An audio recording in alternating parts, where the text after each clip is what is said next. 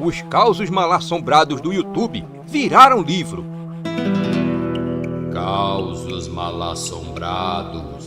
Mergulhe nos mistérios que se escondem nos causos de assombração do canal do YouTube Causos de Cordel.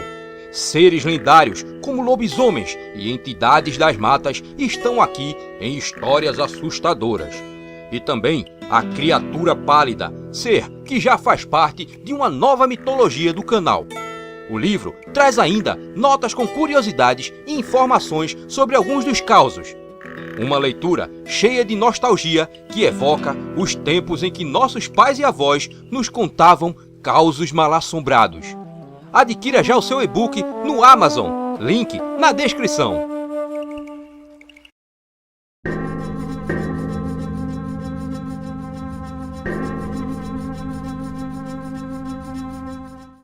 O regresso do lobisomem da Portelinha.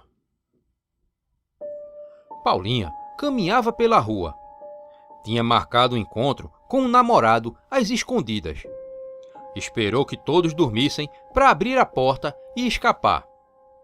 Não tinha medo de andar de madrugada, pois volta e meia ela e suas amigas iam a bailes e shows que terminavam muitas vezes pela manhã. Tinha conhecido Carlos, o seu novo namorado, na escola.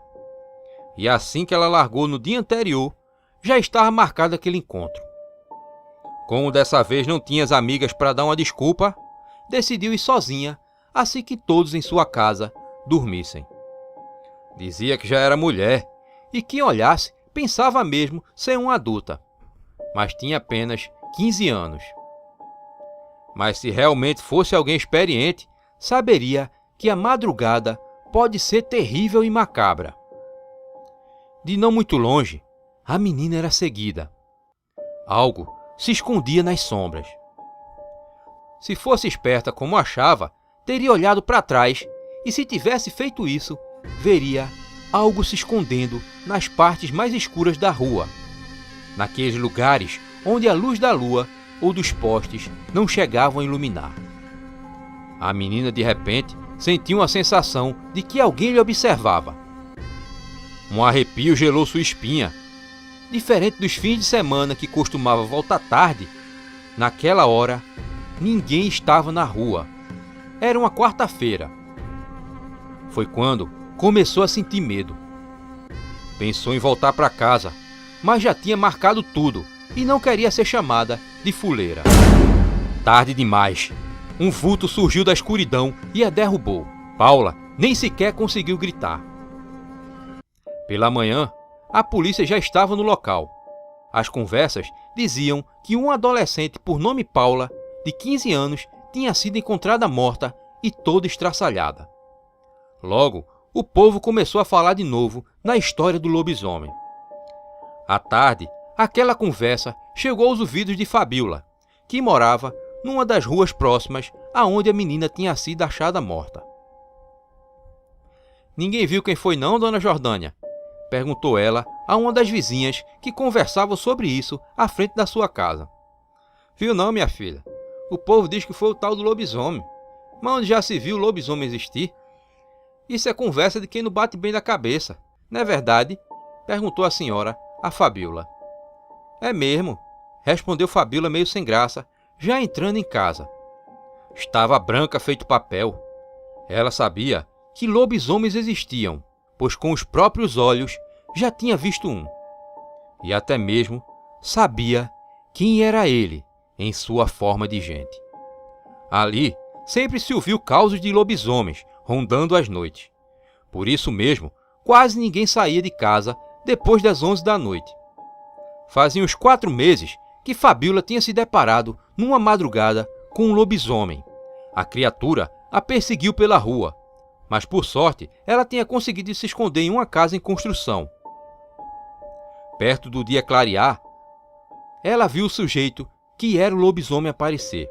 Estava todo sujo de terra, como se tivesse se espojado no barro. O sujeito era Dudinha, um rapaz que tinha problemas mentais. Mas era bem quisto por todos ali.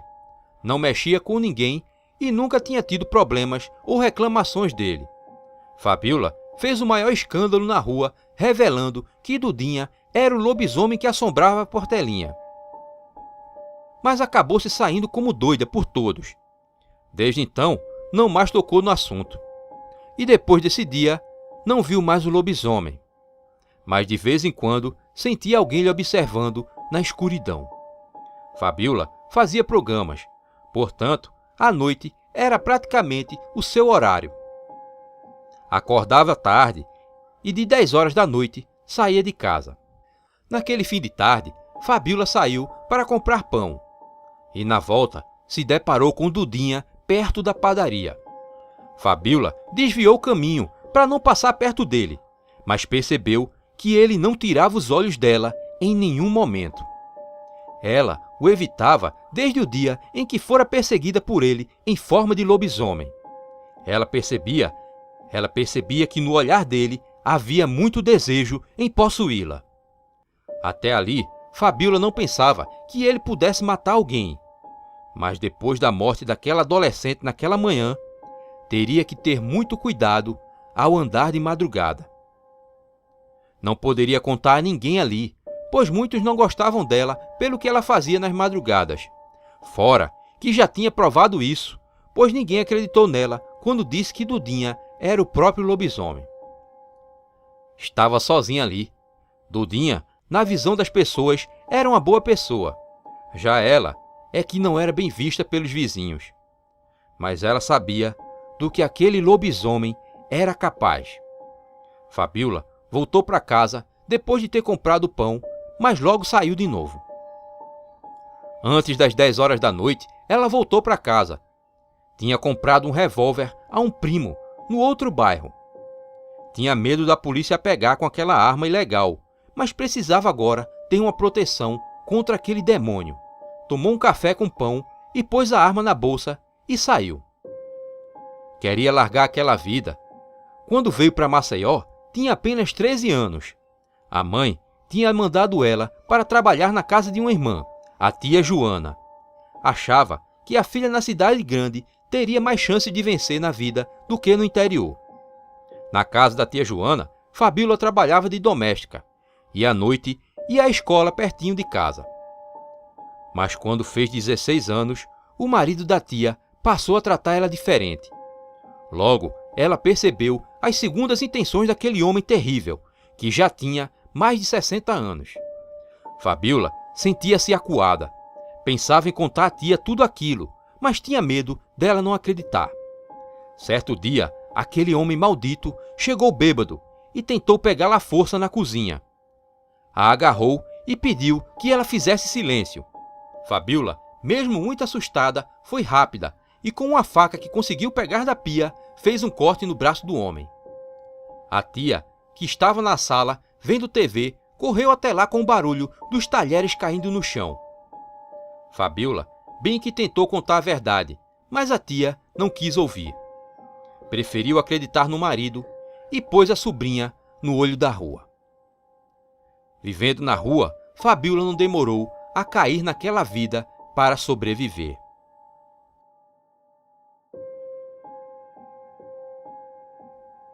A madrugada seguia e Fabiola já tinha feito um dinheiro suficiente com seus programas e voltava para casa. Dessa vez, vinha acompanhada. Era Zaqueu, que morava também na Portelinha. Zaqueu trabalhava de porteiro num prédio em Maceió, perto de onde Fabiola fazia os programas. Fazia uns 2 meses que de vez em quando os dois pegavam o mesmo ônibus e vinham juntos. Zaqueu, diferente dos outros homens, nunca dava em cima dela. Muito pelo contrário, a tratava bem e com respeito. Mas Fabiola sabia que ele tinha aquele interesse nela, mesmo não demonstrando. Hoje apareceu um senhor bem gordo e queria que eu levasse a sacola dele até o apartamento dele. Eu disse: meu senhor, eu sou o porteiro, não posso deixar meu posto não, disse Zaqueu de um jeito bem engraçado. Fabiola sempre achava graça daquele jeito dele contar as coisas. Lá dentro dela, gostava de conversar com ele. E nos dias em que não o via, sentia falta. Uma vez mesmo, tinha até deixado 2 ônibus passarem na esperança de voltarem no mesmo veículo. Mas ele não apareceu. Zaqueu sabia no que Fabiola ganhava dinheiro, mas nunca perguntava ou entrava no assunto. Na Portelinha, Fabíola, vez ou outra, se encontrava com ele. Ele a tratava sempre do mesmo jeito, com respeito. Sabia que ele era bem reservado. Às vezes, passava e o via bebendo uma cervejinha na porta de sua casa. Até nisso, Fabíola o admirava. Nunca o tinha visto em bares na Portelinha ou bêbado arrumando confusão. Numa das ruas, Zaqueu parou e fez algo que Fabíola jamais poderia imaginar. Ele se despediu e estendeu a mão para ela apertar. Fabíola, pega de surpresa por aquela atitude, ficou sem saber o que fazer. Até que apertou a mão dele e também disse tchau. Zaqueu seguiu para sua casa sem olhar para trás. Fabíola ficou parada na entrada da rua dele, ainda tentando entender. Logo, voltou a si e percebeu que ainda faltava um bom pedaço para chegar em sua casa. Foi quando viu aquele rosnado terrível. Um arrepio correu todo o seu corpo feito um choque. Era ele, Dudinha, na forma de um lobisomem. Fabíola sentiu o cheiro podre de carniça e, ao se virar, se deparou com aquela criatura horrenda pronta para lhe atacar. Com certeza, Dudinha, na forma de lobisomem, estava com ciúmes de Zaqueu e por isso rosnava com muita fúria. Rapidamente, ela meteu a mão na bolsa e tirou o revólver de lá. Apontou para aquela besta. A criatura continuou a rosnar com muita raiva. Mas num salto, aquele ser demoníaco já fugia para longe, se escondendo em algum lugar na escuridão. Fabíola voltou para sua casa, olhando para todos os lados. E depois de trancar a porta, se deitou na cama. O coração só faltava pular fora pelas caixas do peito. Teria que andar agora com muita cautela. Mas em meio àqueles pensamentos que seguiram o susto, Fabíola lembrou do que Zaqueu tinha feito. Lembrou do aperto de mãos e sentiu todo o carinho dele ali. Jamais pensou que um simples aperto de mão faria ela se sentir tão bem. Logo ela, que era acostumada a todo tipo de maus tratos dos homens. Temia que estivesse se apaixonando por ele. Não posso me apaixonar por ele. Ele mora com a avó num barraco pior que o meu. Não pode me dar a vida que eu quero, dizia ela para si mesma na cama. De repente, ela teve um susto. E se Dudinha fizer alguma coisa com Zaqueu? Disse para si mesma Fabíola. Naquela madrugada, não fechou os olhos um só segundo. Teria que fazer algo assim que o dia amanhecesse. Quando o dia amanheceu, Fabíola seguiu pela rua. Mas no caminho, viu um monte de gente reunida ao redor de algo. E um policial pedia para que todos se afastassem. Naquela hora, seu coração estremeceu. Todos olhavam e apontavam para o chão. Fabíola foi se aproximando, até que viu aquilo e se espantou. Era um corpo, todo estraçalhado. "O que foi isso?" perguntou ela. "Mais uma mulher foi morta", disse um dos homens. "Se isso fosse num sítio, eu ia dizer que quem fez isso foi uma onça", disse outro curioso ali. "Uma onça ou alguém com muita raiva", falou outro rapaz. Fabíola saiu dali meio tonta. Estava acostumada a ver pessoas mortas. Geralmente, ali no bairro, muita gente aparecia morta ligada a crimes ou até mesmo garotas de programa. Mas tinha pensado, por um segundo, que aquele seria o corpo de Zaqueu. Ela pensou em dizer a todos que aquilo era obra de um lobisomem, mas achou que todos iam rir dela. Chegou na casa de Dudinha. "Cadê Dudinha?" perguntou Fabíola a Dona Valéria, mãe do rapaz, que estava na porta vendo o movimento das pessoas para ir ver aquela morte. "O que é que tu quer com ele?" perguntou a senhora de volta com raiva. "Quero tratar de um assunto sério com ele, com a senhora. Eu sei que ela é o lobisomem que está matando essas mulheres. Ele me apareceu ontem." "Você tá doida, menina? Dudinha nem saiu de casa. Ele tá adoentado esses dias", disse a mãe de Dudinha. "Mentira! Chama ele aqui!" gritou Fabíola. Foi quando ela ouviu lá de dentro da casa um choro e o som de coisas caindo no chão e se quebrando. "Olha o que você fez, sua... gaguejou Dona Valéria, querendo esculhambar Fabíola. "Sua o quê? Diga!" falou Fabíola, já ouvindo a voz de Dudinha chorando e chamando pela mãe. Dona Valéria fechou a porta enquanto Fabíola dizia: segure seu filho, porque se ele sair essa noite, eu vou acabar com a raça dele. O dia seguiu nervoso para Fabíola. A discussão e a cena daquele corpo dilacerado tinham deixado ela nervosa. Saiu para seus programas aquela noite e não conseguiu fazer nenhum. Estava preocupado com Zaqueu. Algo lhe dizia que Dudinha faria algo com ele na forma de lobisomem. Quando deu 2 da manhã, horário em que geralmente ele largava, Fabíola esperou vários ônibus passarem na esperança de ir junto com ele. Sabia que ele seria indefeso para um lobisomem. Ela, por outro lado, estava armada. Mas os minutos passaram e já ia dar 3 horas da manhã. Achou que talvez já tivesse largado.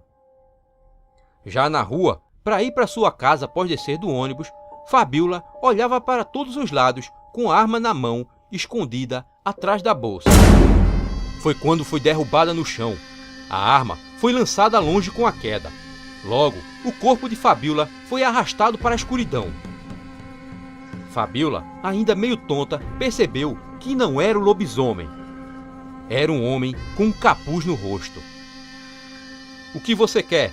Tem algum dinheiro na minha bolsa, pode levar, disse Fabíola, mesmo sabendo que aquele homem não queria seu dinheiro. Silêncio, eu vou usar você e depois vou te fazer em pedacinhos, falou o homem encapuzado, tampando a boca de Fabíola com a mão. Com a outra mão, segurava um facão que ia rasgando a roupa da moça. Foi de repente aquilo.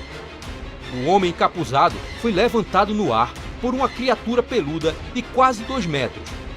Era o lobisomem. Socorro! Socorro! Gritava Fabíola. O lobisomem, com uma mordida só, rasgou a barriga do homem encapuzado e o segurou no ar. Na hora, Fabíola percebeu que Dudinha não era o assassino das mulheres. E naquele momento também percebeu que ele tinha salvado sua vida na forma de um lobisomem. 2 disparos se ouviram pela madrugada. Fabíola viu quando o lobisomem gemeu de dor. Ele olhou para ela com um ar terrível, que podia ser de tristeza ou de ódio, e caiu no chão com o corpo do homem encapuzado. Estava morto. O autor dos disparos estava do outro lado da rua. Era Zaqueu, que tinha ouvido os gritos de Fabíola e, quando veio socorrê-la, encontrou a arma no chão. Zaqueu, ao chegar, se deparou com aquele lobisomem e, sem pensar, atirou 2 vezes. Logo, ele correu e levantou Fabíola, perguntando se ela estava bem.